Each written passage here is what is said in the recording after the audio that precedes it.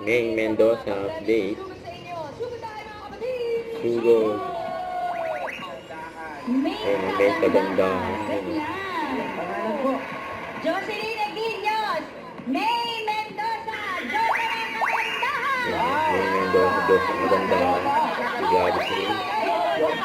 May natutulog. May natutulog ba? Ay, wow! Ay, may Josa, shoutout kay Arjon. Ayun, shoutout pa kay Argo. Yaya Damping. Yaya. Sleeping short hair ka na eh. Sleeping Yaya. Sleeping Yaya. Short hair? Natutulog. Love is in the air na talaga, guys. Kaya tama-tama sa panukala ni Mayor. Ay, kikilingin daw tayo, Mataparas sabi ni overload. Mayor.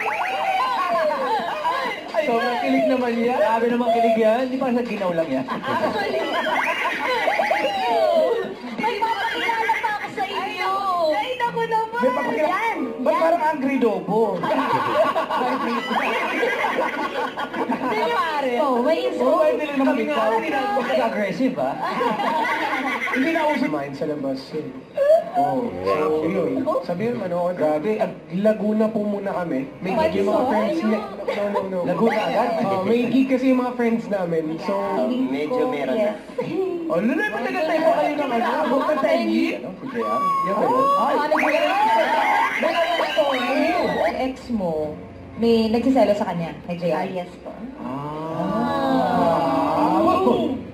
Daliper na kami. Para makaganti. Na pares na overall. Overall. Nakatawa si Mendon. Kay Raisa. Bata pa talaga doon si Miss Tachi, natututo pa na magsalita eh. Felix, Swerte Overload is waiting sa Team Barangay.